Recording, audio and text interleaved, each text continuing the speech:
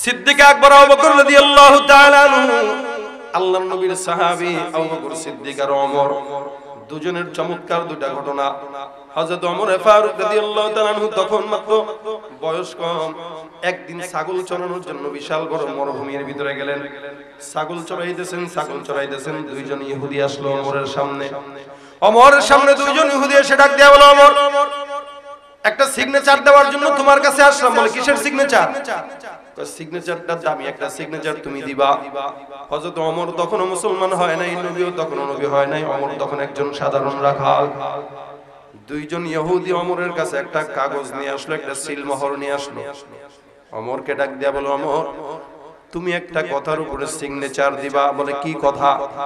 ভবিষ্যতে কখনো যদি তুমি আমিরুল মুমিনিন হও তাহলে ইহুদি সম্প্রদায়কে আরব থেকে বের করবা না, এটার উপরে একটা সিগনেচার দিয়া দাও। আলহামদুলিল্লাহ নাহমাদুহু ওয়া নাস্তাঈনুহু ওয়া নাস্তাগফিরুহু ওয়া নু'মিনু বিহি ওয়া নাতাওয়াক্কালু আলাইহি ওয়া নাউযু বিল্লাহি মিন শুরুরি আনফুসিনা ওয়া মিন সাইয়্যাতি আ'মালিনা। من يهده الله فلا مضل له ومن يضلله فلا هادي له ونشهد أن لا إله إلا الله وحده لا شريك له ونشهد أن سيدنا وسندنا وحبيبنا وحبيب ربنا وطبيب قلوبنا ومولانا محمدا عبده ورسوله صلى الله عليه وعلى آله وأصحابه وبارك وسلم تسليما كثيرا الذي أرسله الله تعالى بالحق بشيرا ونذيرا وداعيا إلى الله بإذنه وسراجا منيرا. أما بعد فأعوذ بالله من الشيطان الرجيم. بسم الله الرحمن الرحيم. نون والقلم وما يسطرون. ما أنت بنعمة ربك بمجنون وإن لك لأجرا غير ممنون وإنك لعلى خلق عظيم. وقال النبي صلى الله عليه وسلم: لا يؤمن أحدكم حتى يكون هواه تبعا لما جئت به أو كما قال النبي عليه الصلاة والسلام.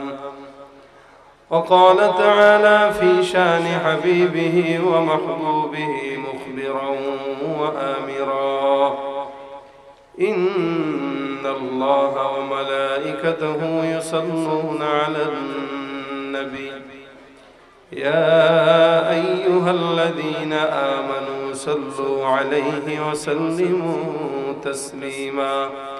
زبان كل درود إبراهيم پڑھی: اللهم صل على محمد وعلى آل محمد كما صليت على إبراهيم وعلى آل إبراهيم.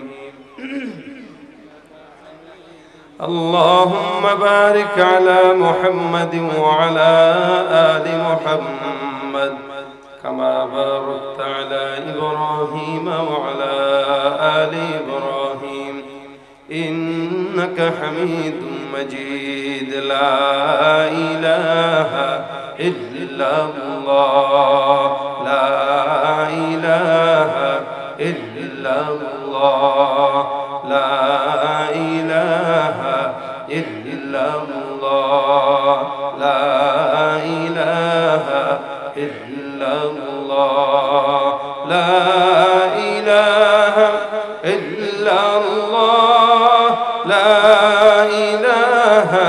ইল্লাল্লাহ লা ইলাহা ইল্লাল্লাহ লা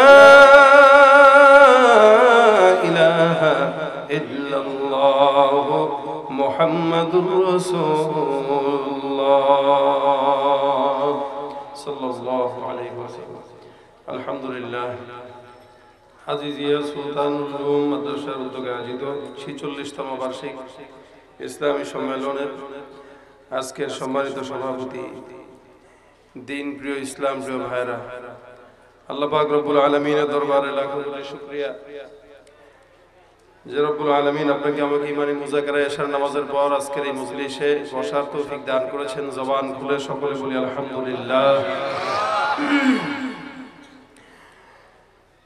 আল্লাহ পাকের অশেষ রহমত যে আল্লাহ পাক এখন আমাদেরকে সুস্থ রেখেছেন, সবল রেখেছেন, ফিতনা থেকে বাঁচিয়ে সারা দুনিয়ার জমিনে যে পরিমাণে ফিতনা চলতেছে এই ফিতনা থেকে হেফাজত করে আল্লাহ পাক আমাদেরকে দ্বীনের মজলিসে বসালেন। এই জন্য শুকরিয়ার আওয়াজটা আরো ডাবল করে জবান খুলে বলেন আলহামদুলিল্লাহ। মুখতাসার কথা বলার নিয়তে বসলাম। বড় বড় ওলামা একরাম আমাদের মুরব্বীরা বসবেন এবং বসেছেন। আপনারা দামি দামি রত্ন চাইতেও দামি কথা শুনবেন। আমি ওয়াজ করার জন্য নয়, বরং আপনাদের সাথে জাস্ট খালি দেখা করার জন্য আসা। অল্প সময়, মুখতাসার সময় কিছু কথা ইনশাআল্লাহ আল্লাহ পাক যেন আমাদেরকে আমলের নিয়তে শোনার বলার তৌফিক দেন, বলেন আমিন। আল্লাহ পাক রব্বুল আলামিন আমাদেরকে দুনিয়ার জমিনের সবচাইতে দামি নবীর উম্মত হিসেবে দুনিয়াতে প্রেরণ করেছেন। রাসূল করিম সাল্লাল্লাহু আলাইহি ওয়াসাল্লামের দামের কারণে আমরা উম্মতরাও দামি।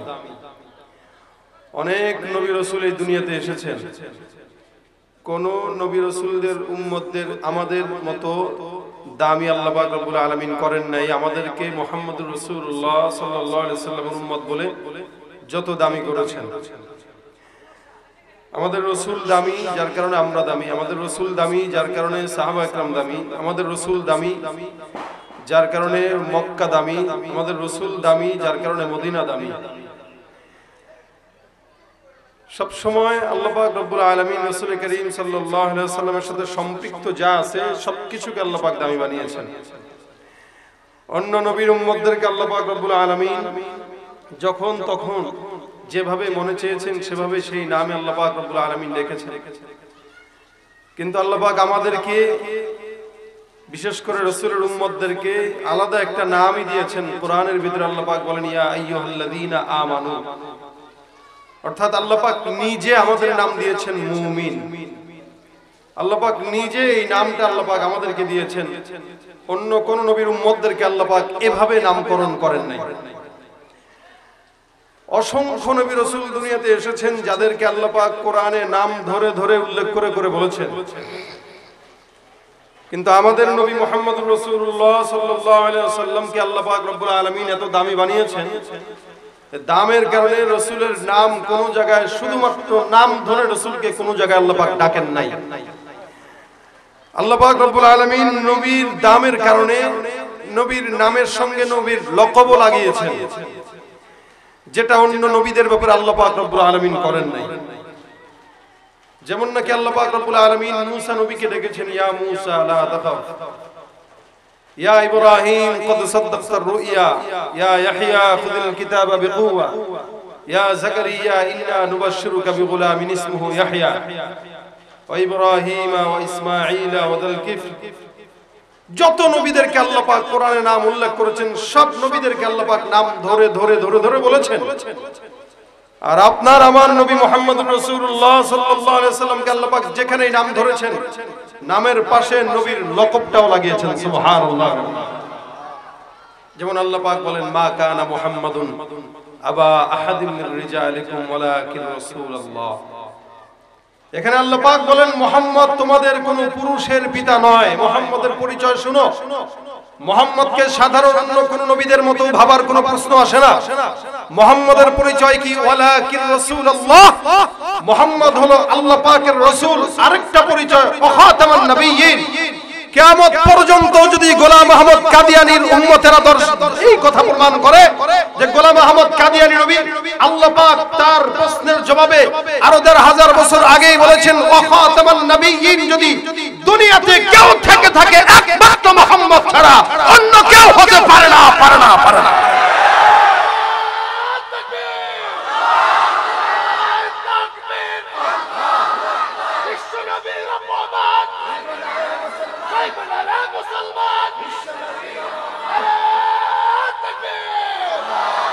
বিশ্ব নবীর অপমানে যদি না কাঁদে তোমার মন, মুসলিম নয় মুনাফিক তুমি নবীজির দুশমন। নবীর প্রেমে জীবন দেবে কে আছো নওজোয়ান, তাকবীর তুলে সিংহ শাবক হও তুমি আগুয়ান।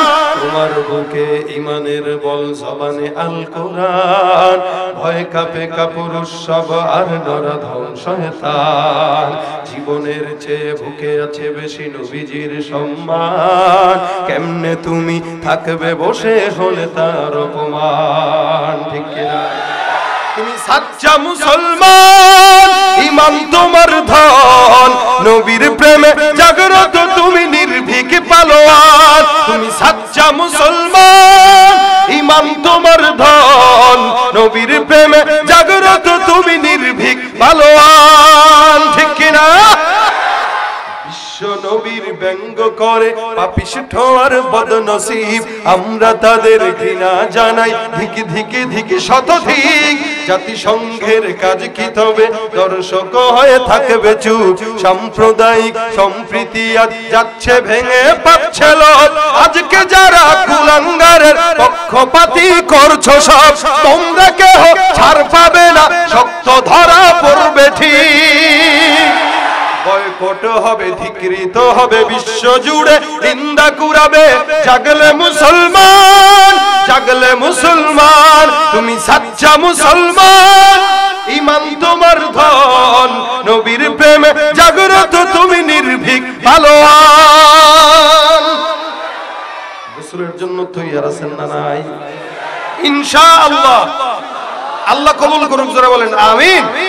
এই কারণে অনেক মুহাদ্দিসিন ইকরাম, মুফাসসিরিন ইকরাম এই কথা বলেন, আল্লাহর সঙ্গে যদি কেউ গাদ্দারি করে, নাফরমানি করে, বেঈমানি করে, আল্লাহ পাক সেটা সহ্য করতে পারে। রাসূলের সঙ্গে কোনো নাফরমানি আল্লাহ এক সেকেন্ডের জন্য সহ্য করে না। এটার প্রমাণ আমরা নিজেরা দেখেছি। 2 বছর আগের ঘটনা, যেই বেঈমান রাসূলের ব্যঙ্গচিত্র করেছিল, রাসূলের কলিজে আগুন দিয়েছিল, আল্লাহ পাক রব্বুল আলামিন তাকে আগুন দিয়ে পুড়িয়ে হত্যা করেছে। আমরা তার বিরুদ্ধে আন্দোলন করেছিলাম, সারা বাংলার মুসলমান কেন সারা বিশ্ব আন্দোলন করেছিল। আমরা আন্দোলন করার দ্বারা রাসূলের সম্মান বাড়বেও না, কমবেও না, বরং ফায়দা হলো আমার। কেন? আমি আমার রাসূলের পক্ষে যে একটা স্লোগান দিতে পেরেছি, এর চাইতে বড় সৌভাগ্য আমার আর কিছু হতে পারে না। কিন্তু রাসূলের সম্মান রাসূলের জায়গায় আছে না নাই? বেঈমানরা যদি আমার রাসূলকে কথা বলে, গালি দেয়, কটূক্তি করে, রাসূলের সম্মান কি কমবে? জিন্দেগিতেও কমবে না। কারণ আল্লাহ পাক তার সম্মানটা চির জিন্দেগি ভর উঁচুই রেখেছেন। কোন চামচিকার স্লোগানে আমার রাসূলের সম্মান কখনো কমবে? আল্লাহ পাক রব্বুল আলামিন রাসূলকে সম্মানিত করেছেন, যেখানেই নাম দিয়েছেন রাসূলের পরিচয় দিয়েছেন, যেখানে নাম দিয়েছেন রাসূলের লকব দিয়েছেন। এটা অন্য কোন নবীদের মতো নয় যে নাম ধরে ধরেই ডাকবেন। আল্লাহ পাক মহব্বত বেশি, তাই লকবও বেশি। সন্তান যদি 2-4টা হয়, সবগুলোরে কিন্তু মহব্বতের নাম দিয়ে ডাকে না। কিছুগুলো আছে নাম ধরে ডাকে, যেটা শয়তান, এটা দুষ্ট বলেই ডাকে, যেটা বেকার এটারে বাদামিমা বলে ডাকে, আর যেটা একটু মহব্বতের ওইটারে কখনো সোনা, কখনো আব্বা, কখনো জান, কখনো তোতা পাখি, টিয়া পাখি। সন্তান মহব্বতের, তো সন্তানের নাম মহব্বতের।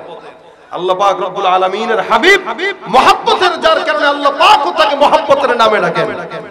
কখনো কখনো বলেন মা কানা মুহাম্মাদুন আবা আহাদিন মিন রিজালিকুম ওয়ালাকিন রাসূলুল্লাহ। আবার কখনো কখনো বলেন মুহাম্মাদুর রাসূলুল্লাহ। কখনো কখনো আল্লাহ পাকের পছন্দ হয়েছে তো রাসূল বিছানায় শোয়া চাদর মুড়ি দিয়ে আল্লাহ পাক দেখেন, দেখার পরে ডাক দেন ইয়া আইয়ুহাল মুজাম্মিল। কখনো কখনো বলেন ইয়া আইয়ুহাল মুদাথ্থির। কখনো কখনো আল্লাহ পাক রব্বুল আলামিন রাসূলকে বলেন ইয়াসিন ওয়াল কুরআনিল হাকীম। কখনো কখনো আল্লাহ পাক রব্বুল আলামিন বলেন তাহা মা আনজালনা আলাইকাল কুরআনা লিতাশকা। রব্বুল আলামিন জায়গায় জায়গায় রাসূলের নাম উল্লেখ করেছেন, যেখানেই পয়গম্বরের নাম বলেছেন সেখানেই আল্লাহ পাক রাসূলের নামের পাশাপাশি আল্লাহর রাসূল সাল্লাল্লাহু আলাইহি ওয়াসাল্লামের পরিচয়টাও দিয়েছেন। এই জন্য আল্লাহ পাক রব্বুল আলামিন রাসূলকে মহব্বত যত বেশি করেছেন, যার কারণে আল্লাহ পাক বেশি বেশি মহব্বতের নামে ডেকেছেন। ভাইরা আমার খুব বুঝবেন, আল্লাহ পাক রব্বুল আলামিন রাসূল যেখানেই গিয়েছেন আল্লাহ পাক সেখানটাকেই দামি বানিয়েছেন। রাসূল করিমকে আল্লাহ পাক মদিনার জমিনে নিয়েছেন হিজরত করে, এই জন্য মদিনার নামটা আগে ছিল ইয়াসরিব, মদিনা হয়ে গেল। রাসূল মক্কায় আসেন, মক্কার দাম বেড়ে গেছে। রাসূল মদিনায় গেলেন, মদিনার দামটা আল্লাহ পাক রব্বুল আলামিন বাড়িয়ে দিয়েছেন। রাসূলের সঙ্গে সাহাবা আজমাইনরা মিলিত হইলেন, যার কারণে আল্লাহ পাক রব্বুল আলামিন রাসূলের সঙ্গে সাহাবা একরামদের সম্পর্ক থাকার কারণে সাহাবা আজমাইনদের দাম আল্লাহ পাক রব্বুল আলামিন বাড়িয়েছেন। আব্দুল্লাহ ইবনে মুবারক রাহমাতুল্লাহ আলাইহি একজন প্রশ্ন করে ডাক দিয়া বলেন, হে আব্দুল্লাহ ইবনে মুবারক, খলিফা একজন ছিল ওমর ইবনে আব্দুল আজিজ রাহমাতুল্লাহি আলাইহি। খলিফা ওমর ইবনে আব্দুল আজিজ ছিলেন একজন তাবেঈ, যদিও হযরত সাহাবী মুয়াবিয়া রাদিয়াল্লাহু তাআলা আনহু একজন সাহাবী, কিন্তু কিছু কিছু বেঈমানেরা মুয়াবিয়া রাদিয়াল্লাহু তাআলা আনহুর নামে কিছু কিছু বদনাম বের করতে চায়। এদিক থেকে চিন্তা করে আব্দুল্লাহ ইবনে ওমর রাদিয়াল্লাহু তাআলা আনহুকে আব্দুল্লাহ ইবনে মুবারক রাহমাতুল্লাহি আলাইহি একজন প্রশ্ন করলেন, বলেন দেখি খলিফা ওমর ইবনে আব্দুল আজিজের সম্মান বেশি নাকি মুয়াবিয়ার সম্মান বেশি? মুয়াবিয়া হইল সাহাবী, খলিফা ওমর ইবনে আব্দুল আজিজ হলো তাবেঈ। রাসূল করিম সাল্লাল্লাহু আলাইহি ওয়াসাল্লাম সাহাবা একরামদের ব্যাপারে আল্লাহ পাক যেমন নাকি জান্নাতের সার্টিফিকেট দিলেন রাদিয়াল্লাহু আনহুম ওয়া রাদু আন, সাহাবা আজমাইনরাও আমার উপর সন্তুষ্ট, আমি আল্লাহ তাদের উপর সন্তুষ্ট। এমন ভাবে সাহাবা একরামদের পরে তাবেঈদের ব্যাপারে রাসূল করিম সাল্লাল্লাহু আলাইহি ওয়াসাল্লাম জান্নাতের সার্টিফিকেট দিলেন। রাসূল বলেন রাআনি আও মান রাআনি, যারা আমি নবীকে দেখলো অথবা আমার সাহাবী আজমাইনদেরকে দেখলো, অর্থাৎ সাহাবা আজমাইন আর তাবেঈ এরা উভয় দল বিনা হিসাবে আল্লাহ পাক তাদেরকে জান্নাত দিয়ে দিবেন। আল্লাহ পাক রব্বুল আলামিনের হাবিব বলেন খায়রুল কুরুনি করনি সুম্মাল্লাযীনা ইয়ালুনাহুম সুম্মাল্লাযীনা ইয়ালুনাহুম, আমার জামানা সবচাইতে বেশি দামি, আমার জামানার পরে সাহাবা আজমাইনদের জামানা দামি, সাহাবা আজমাইনদের পরে তাবেঈদের জামানাও দামি। এর পরের জামানার ব্যাপারে রাসূল কিছু বলেন নাই। হে মুসলমান, এই কারণে সাহাবা একরামরাও যেমন জান্নাতি, তাবেঈরাও তেমন জান্নাতি। ওমর ইবনে আব্দুল আজিজ রাহমাতুল্লাহি আলাইহি তাবেঈ এমন একজন খলিফা যার ব্যাপারে কথা আছে, ওমর ইবনে আব্দুল আজিজের জামানায় উনি যখন খলিফা ছিলেন, শাসক ছিলেন, ওনার সময় একটা বাঘ একটা হরিণ একই জায়গা থেকে একই ঘাট থেকে পানি খাইতো, কোনোদিন কেউ কাউকে আক্রমণ করেন নাই। এতটা ইনসাফওয়ালা শাসক খলিফা ওমর ইবনে আব্দুল আজিজ রাহমাতুল্লাহি আলাইহি দিয়ে গিয়েছিলেন। এক ব্যক্তি প্রশ্ন করলো, এখন মুয়াবিয়া দামি নাকি ওই তাবেঈ দামি? আব্দুল্লাহ ইবনে মুবারক রাহমাতুল্লাহি আলাইহি বলেন কি, কোথায় মুয়াবিয়া আর কোথায় খলিফা ওমর ইবনে আব্দুল আজিজ? কই আসমান আর কই জমিন? আরে সাহাবী তো সাহাবী, শুধুমাত্র রাসূল করিমের একটু নজরের কারণে, রাসূলকে এক নজর দেখার কারণে, এক একজন সাহাবী রাসূল করিম সাল্লাল্লাহু আলাইহি ওয়াসাল্লামের সঙ্গে সম্পর্ক থাকার কারণে আল্লাহ পাক তাদের সন্তুষ্টির বর্ণনা দিয়েছেন, আল্লাহ পাক নিজে তাদেরকে জান্নাতের ঘোষণা দিয়েছেন। এই কারণে তুমি ওমরের সঙ্গে ওই মুয়াবিয়ার কোনো প্রকার সম্পর্ক করতে পারো না। মুয়াবিয়া হলো সাহাবী আর খলিফা ওমর ইবনে আব্দুল আজিজ হলো তাবেঈ। মুয়াবিয়ার পায়ে যুদ্ধের ময়দানে যে গিয়েছিল, এই মুয়াবিয়ার যে ঘোড়া, ওই ঘোড়ার পায়ের খুরের যে ধুলিবালি আছে, ওই ধুলিবালি করার সমানও কোনোদিন খলিফা ওমর ইবনে আব্দুল আজিজ হতে পারে না। কারণ মুয়াবিয়া স্বয়ং আমি রাসূলকে দু চোখে দেখেছি, রাসূলকে দু চোখে দেখার কারণে মুয়াবিয়া কত দামি হয়ে গেছে, আর না দেখার কারণে ওয়াইস আল কারনি আল্লাহ পাক রব্বুল আলামিন রাসূলের জামানায় তাকে প্রেরণ করেছিলেন। রাসূল যেই জামানায়, ওয়াইস আল কারনি সেই জামানা, কিন্তু দু চোখে রাসূলকে দেখতে না পারার কারণে ওয়াইস আল কারনিকে সাহাবীও বলা যায় না, কারণ রাসূলকে দেখে নাই। তো ঈমানের সঙ্গে রাসূলকে দেখলো তো দাম বেড়ে গেল। অথচ ওমর কি ছিল? রাসূলের সংস্রবের কারণে ওমরের দাম বেড়ে গেল। এই কারণে ভাইরা আমার, আল্লাহ পাক রব্বুল আলামিন রাসূলের ব্যাপারে সুন্দর করে আয়াত নাযিল করে বলেন, আমি আল্লাহ পাক রব্বুল আলামিন পয়গম্বরকে দামি বানাইলাম, সারা দুনিয়ার জন্য রহমত স্বরূপ বানাইলাম। কিছু কিছু বান্দারা রাসূল করিম সাল্লাল্লাহু আলাইহি ওয়াসাল্লামকে পাগল বলতে চায়। 40 বছর পর্যন্ত পয়গম্বরকে কেউ কোনো কথা বলে না। 40 বছরের পর রাসূলকে পাগল বলা শুরু করে দিল আবু জাহেল, উতবা, শাইবা। আবু জাহেল মুহাম্মদ রাসূলুল্লাহকে পাগল বলে কেন? রাসূল করিম দুনিয়ার জিন্দেগিতে দ্বীনের দাওয়াত প্রচারের জন্য সারা দুনিয়ার মানুষের ঘরে ঘরে যায়। আল্লাহ পাক রব্বুল আলামিন রাসূল করিম সাল্লাল্লাহু আলাইহি ওয়াসাল্লামকে এই দায়িত্ব দিয়েছেন, যার কারণে এটা করেছেন। কিন্তু আবু জাহেলের পছন্দ হোক বা না হোক, রাসূলের কাজ রাসূল নিজে করবে, ওলামা একরামের কাজ ওলামা একরাম করবে, উম্মতের পছন্দ হইলো কি না হইলো কি, কারণ এটা ওলামা একরামের দায়িত্ব। আল্লাহ পাক রব্বুল আলামিনের হাবিব ওলামা একরামদের উপর দায়িত্ব দিয়েছেন।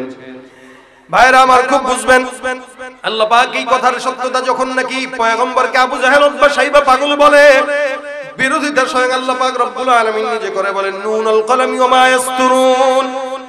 সারা দুনিয়া যখন সৃষ্টি হয় নাই, ওই দুনিয়া সৃষ্টি হওয়ার 50,000 বছর আগে রব্বুল আলামিন দুনিয়ার জমিনের নিজাম তৈয়ার করার জন্য একটা কলম সৃষ্টি করেছেন। আল্লাহর হাবিব সাল্লাল্লাহু আলাইহি ওয়াসাল্লাম বলেন, ইন্না আউওয়ালা মা খালাকাল্লাহুল কলম সুম্মা ক্বালা লাহু উকতুব ফাজরা ফি তিলকাস সাআতি কাইনুন ইলা ইয়াউমিল কিয়ামা। দুনিয়ার জিন্দেগিতে আল্লাহ পাক রব্বুল আলামিন একটা কলম সৃষ্টি করেছেন দুনিয়া সৃষ্টি হওয়ার 50,000 বছর আগে। ওই কলমকারী আল্লাহ পাক রব্বুল আলামিন লিখতে বললেন, এ কলম তুমি লেখো। কলম দুনিয়ার জমিনের সব কিছু লিখলো। আজকের মাহফিল এই জায়গায় হবে, আপনারা আসবেন, আমরা আসবো, মাহফিল হবে, বয়ান হবে, দুনিয়ার কোন মানুষ কিভাবে মারা যাবে, কোন মানুষ কিভাবে খাবে, কোন মানুষ কিভাবে ঘুমাবে, সমস্ত তাকদীরের ফয়সালা আল্লাহ পাক রব্বুল আলামিন কলম দিয়ে সুন্দর করে লেখাই দিলেন। কলমটার লেখা শেষ, আল্লাহ পাক রব্বুল আলামিন বলেন, ওয়াল কলমি ওয়া মা ইয়াসতুরুন। কলমের কসম, কলম যা যা লিখেছে তার কসম। অর্থাৎ কলম আসমানের কথা লিখলো, জমিনের কথা লিখলো, পাহাড়ের কথা লিখলো, সমুদ্রের কথা লিখলো। সারা দুনিয়ার কসম রব্বুল আলামিন খায়। মানুষ যখন কোন সত্যতা প্রমাণ করতে চায় তখন কসম খায়। আল্লাহ পাক রব্বুল আলামিন যেটার গুরুত্ব বুঝাইতে চান ওইটারও কসম খান। যার কারণে রব্বুল আলামিন বলেন, ওয়াল কলমি ওয়া মা ইয়াসতুরুন। কলমের কসম, কলম যা যা লিখলো তার কসম। আল্লাহ পাক এত বিশাল দুনিয়ার কসম খাওয়ার পর রব্বুল আলামিন সুন্দর করে জবান দিয়া বলেন, মা আনতা বিনিআমাতি রাব্বিকা বিমাজনুন। হে পয়গম্বর, আমি সারা দুনিয়ার জমিনে আমি আল্লাহ, আপনি পয়গম্বরকে পাঠাইলাম আপনার রবের দয়ায়। আমি আপনাকে কোনোদিন পাগল বানাই নাই। যারা আপনাকে পাগল বলে তারা পাগল, তাদের বাপ দাদা 14 গোষ্ঠী পাগল। ওলামা একরামদেরকে যারা পাগল বলে তারা কি? নামাজীদেরকে পাগল বলে তারা কি? টুপিওয়ালা জিকিরওয়ালাদেরকে যারা পাগল বলে তারা মূলত কি? তারা মূলত পাগল। পাগল যদি পয়গম্বর হইতো আল্লাহ পাক রব্বুল আলামিন নবী বানাইতেন না।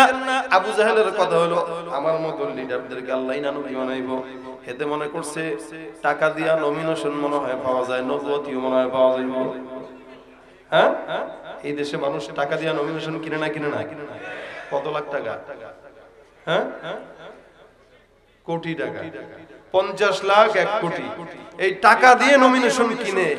যে ব্যক্তি 50 লাখ দিয়ে নমিনেশন কিনে তার ধান্দাই থাকে কেমনে 1 কোটি এখান থেকে ধান্দা করবে।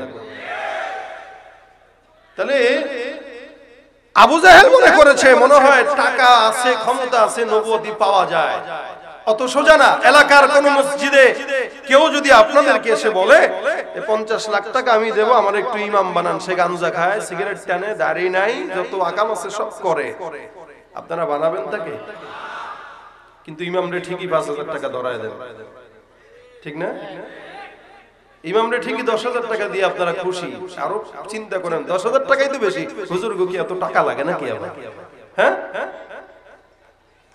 আল্লাহ পাক রব্বুল আলামিন আবু জাহেলকে নবী বানান নাই, মুহাম্মদুর রাসূলুল্লাহকে বানাইছেন। আল্লাহ পাকের পছন্দটা কি ঠিকমতো হইছে না ভুল হইছে? ঠিক হইছে না? আল্লাহ পাক রাসূলকে নবী বানানোর পর আল্লাহ পাক নিজে বলতেছেন আপনি আপনার রবের দয়ায় পাগল না। যারা বলবে তারা পাগল, এই যে পাগল যে তারা, এটা আপনিও দেখবেন তারাও বুঝবে। ফাসাতুবসিরু ওয়া ইউবসিরুন, আপনিও দেখবেন তারাও দেখবে। বিআইয়িকুমুল মাফতুন, আসলে এই ফিতনাওয়ালা কারা, আসলে এই পাগল কারা।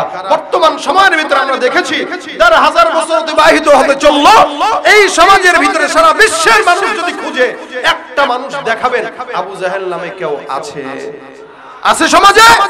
একটা মানুষ নাই। খালি দাঁড়ান না যে আমার বাপ দাদা ১৪ গোষ্ঠীর কেউ না কেউ আবু জাহেল ছিল, অথবা সম্পর্ক আছে, অথবা আমি আবু জাহেলের নাতি সাকরি, পিঠের জুতার বাড়ি একটাও জমিনে পড়বে না। কিন্তু বলেন তো সারা দুনিয়ার জমিনের ভিতরে মুসলমান নাম যারা আছে মুহাম্মদ আছে না নাই?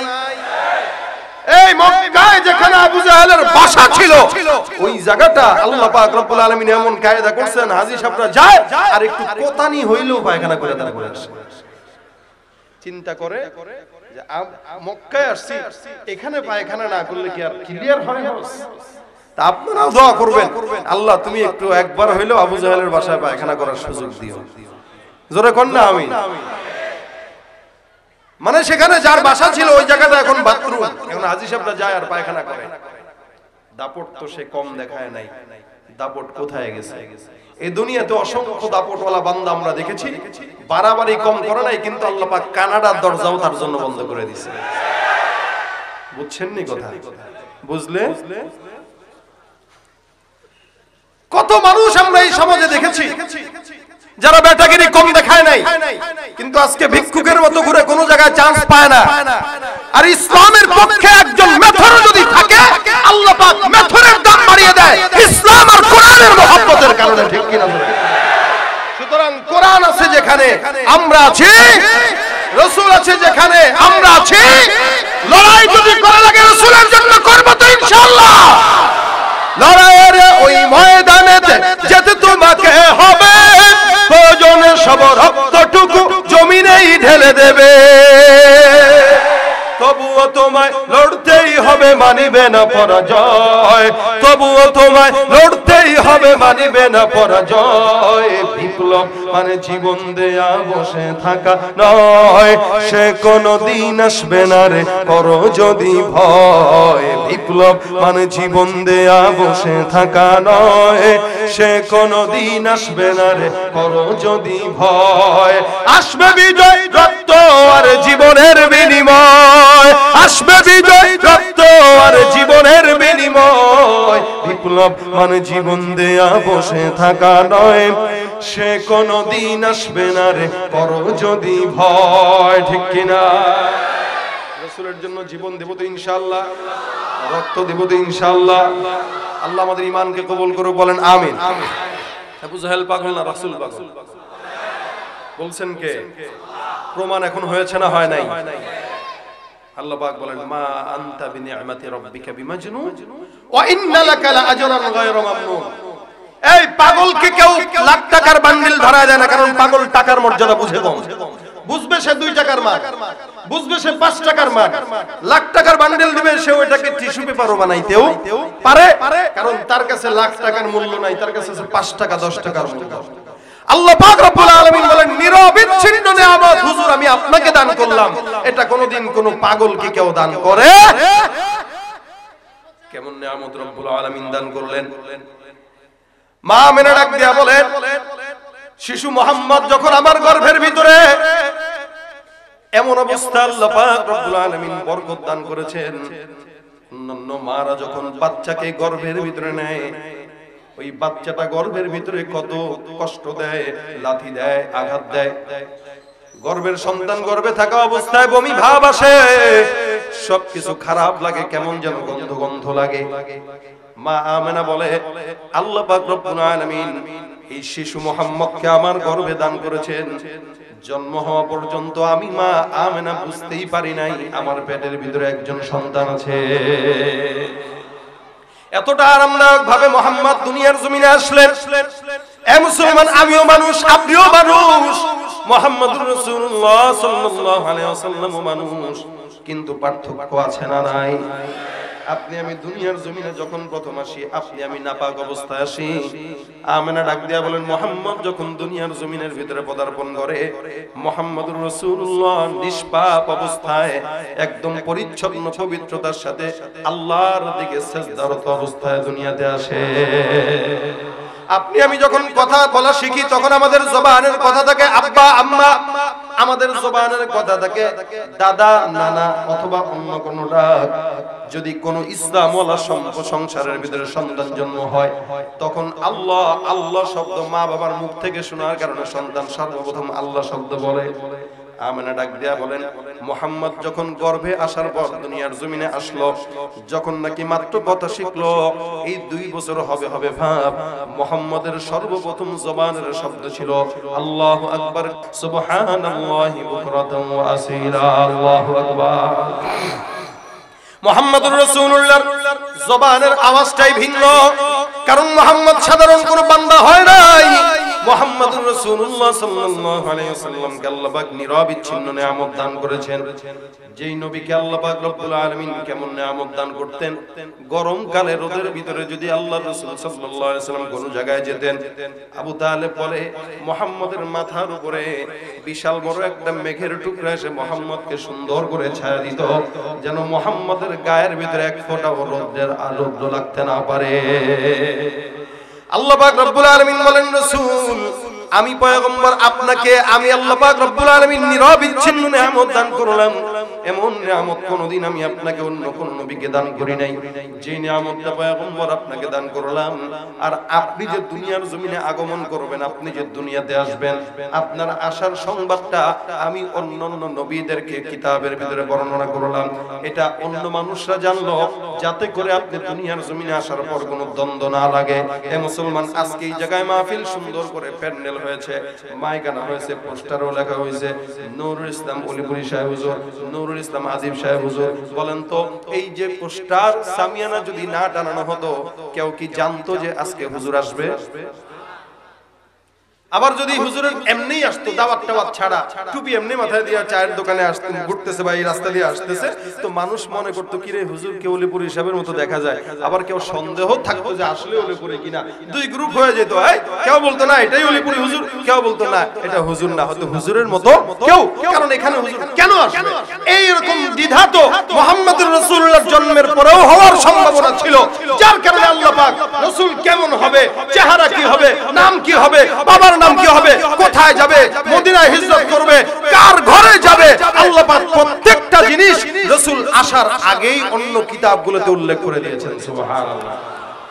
হিজরত করে পয়গম্বর মদিনার জমিনে যায়, সারা মদিনার সাহাবায়ে কেরামের দল রাসূল করিম সাল্লাল্লাহু আলাইহি ওয়াসাল্লামকে ঘরে যার নেওয়ার জন্য পাগল। আল্লাহ রাসূল সাল্লাল্লাহু আলাইহি ওয়াসাল্লাম মদিনায় গেলেন, মক্কার কাফেররা গালি দেয়, রাসূল করিম সাল্লাল্লাহু আলাইহি ওয়াসাল্লামকে মক্কার কাফেররা আঘাত দিয়া মক্কার জমিন থেকে বিতাড়িত করে। আল্লাহর আদেশে পয়গম্বর মদিনার জমিনে হিজরত করতে যান।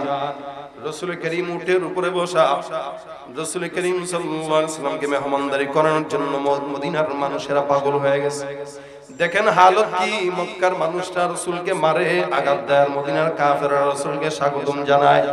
ছোট ছোট বাচ্চারা মদিনার গলি গলি গাছের উপরে, ছাদের উপরে, রাস্তার মোড়ে মোড়ে সুন্দর করে ফুল নিয়ে দাঁড়ায় বলে, তলাল বদরু আলাইনা মিন সানিয়াতিল ওয়াদাই ওয়াজাবাশ শুকরু আলাইনা মা দাআ লিল্লাহি দাঈ।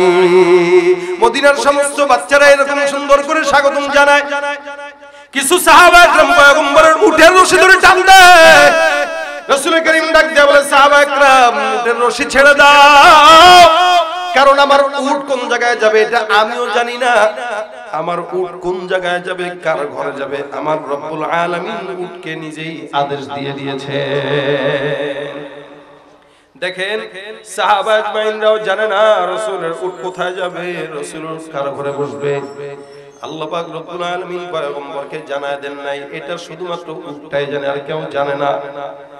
এই সাহাবী এদিক দিয়ে টানে, ওই সাহাবী ওদিক দিয়ে টানে, রাসূলকে একবার তার ঘরের ভিতরে নেওয়ার জন্য আল্লাহ পাক রব্বুল আলামিনের হাবিব ডাক দিয়া বলেন, টানাটানি বন্ধ করো। আমি নিজেও জানি না, আমার উট ছাড়া এটা কেউ জানে না। যেখানে আল্লাহ পাক আদেশ করবেন উটটা সেখানে বসে যাবে। অবশেষে সমস্ত সাহাবা একরাম পয়গম্বরের পিছনে পিছনে ডানে বায়ে সুন্দর করে স্বাগতম জানাইতে জানাইতে নিয়ে যাচ্ছেন। অবশেষে সবাই তাকায় দেখে হঠাৎ করে কোনো একটা জায়গায় আল্লাহর নবীর উটটা সুন্দর করে বসে গেছেন।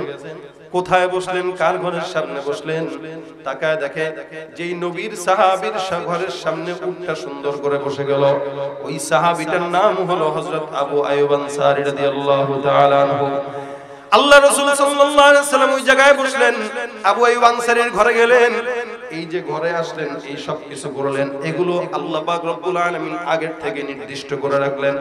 রাসূল কোথায় যাবে, কি হবে, কার কাছে যাবে, কার ঘরে বসবে, আল্লাহ পাক রব্বুল আলামিন সবকিছু আগের থেকে জানাইলেন, যেন এটা মানুষের ভিতরে কোনো সমস্যা সৃষ্টি না হয়। সিদ্দিক আকবর আবু বকর রাদিয়াল্লাহু তাআলা আনহু, আল্লাহর নবীর সাহাবী আবু বকর সিদ্দিক আর ওমর, দুজনের চমৎকার দুটা ঘটনা। হযরত ওমর ফারুক রাদিয়াল্লাহু তাআলা আনহু তখন মাত্র বয়স কম। একদিন ছাগল চরানোর জন্য বিশাল বড় মরুভূমির ভিতরে গেলেন। ছাগল চরাইতেছেন, দুইজন ইহুদি আসলো ওমরের সামনে। ওমরের সামনে দুইজন ইহুদি এসে ডাক দেয়া বলে, ওমর, একটা সিগনেচার দেওয়ার জন্য তোমার কাছে আসলাম। বলে, কিসের সিগনেচার? সিগনেচারটা দামি একটা সিগনেচার, তুমি দিবা। হযরত ওমর তখনও মুসলমান হয় নাই, নবীও তখনও নবী হয় নাই। ওমর তখন একজন সাধারণ রাখাল। দুইজন ইহুদি ওমরের কাছে একটা কাগজ নিয়ে আসলো, একটা সিলমোহর নিয়ে আসলো। ওমরকে ডাক দেয়া বলে, ওমর, তুমি একটা কথার উপরে সিগনেচার দিবা। বলে, কি কথা? ভবিষ্যতে কখনো যদি তুমি আমিরুল মুমিনিন হও, তাহলে ইহুদি সম্প্রদায়কে আরব থেকে বের করবা না, এটার উপরে একটা সিগনেচার দিয়া দাও। দেখেন, হযরত ওমর তখনও মুসলমান হয় নাই, রাখাল। এলাকার ভিতরে যদি কোনো একজন রিকশাওয়ালাকে যদি আপনি যায় বলেন, ভাইরে তুই যদি কোনোদিন এমপি হস অথবা তুই যদি কোনোদিন সরকার হস, আমাকে কিছু করবি না, এটার উপরে একটা সিগনেচার দে। রিকশাওয়ালা বলবে, মিয়া আমরাও গরিব মানুষ, আরো মজা নেন। হযরত ওমর ফারুকের অবস্থা হয়ে গেছে এরকম। ওমর ফারুক বলতেছে, মিয়া আমি রাখাল বলে আমার সঙ্গে মজা নাও না। ইহুদি দুইজন বলতেছে, ভাই মজা টজা না, তুই ভাই সিগনেচার একটা দে। ওমর গেছে খেপে। এই দুইজন নাসর বান্দা ছাড়বেই না, তোমার এই সিগনেচার দিতে হবে। কি সিগনেচার? বলে, ইহুদিদেরকে তুমি আরব থেকে কোনোদিন বের করবে না যদি তুমি আমির হও। ওমর ফারুক মনে মনে চিন্তা করে, দূর এরা যা বলে বলুক, সিগনেচার দিলেও বা কি, আমি আর কোনোদিন কি আমির হব? এটা কি কল্পনার বাইরে? এটা আমরা সাধারণ মানুষ, আমরা কিভাবে চিন্তা করি যে আমি একদিন প্রধানমন্ত্রী হব? তো ওমরের অবস্থাও এরকম। ওমর সিগনেচার দিয়ে দিয়েছেন সুন্দর করে, যে আমি যদি কোনোদিন আমির হই, সরকার হই, আমি কোনোদিন আরব দেশ থেকে কোনো ইহুদিকে বের করব না। তো রাসূল করিম সাল্লাল্লাহু আলাইহি ওয়াসাল্লাম আসলেন, নবী হইলেন। রাসূল আদেশ করলেন, আখরিজুল ইয়াহুদা ওয়ান নাসারা মিন জাজিরাতিল আরব। জাজিরায়ে আরব থেকে ইহুদিদেরকে বের করে দিবা। তো রাসূলের জামানা শেষ হইল। সিদ্দিক আকবর আবু বকর আসলেন। আবু বকর এই কাজ সম্পাদন করতে পারে নাই, কিন্তু আবু বকর আদেশ করে গেছেন। ওমরের জামানাও আসলো। হযরত ওমর ফারুক এবার যখন এই ঘোষণা দিলেন, আখরিজুল ইয়াহুদা ওয়ান নাসারা মিন জাজিরাতিল আরব, জাজিরা আরব থেকে সমস্ত ইহুদিদেরকে বের করে দাও। হযরত ওমর ফারুক আদেশ দিয়ে দিলেন। আদেশ দেওয়ার পরে এবার হযরত ওমর একদিন সিংহাসনের ভিতরে বসা। এই আদেশ পাওয়ার পরে ওই দুই ইহুদি আসলো, যে সিগনেচার নিয়ে গেছে। এরা এসে ওমরকে ডাক দিয়ে বলছে, ওমর কি ব্যাপার? তুমি না বলছিলা ইহুদি নাসারা কোনোদিন বের করবে না? কে বলছে? তুমি।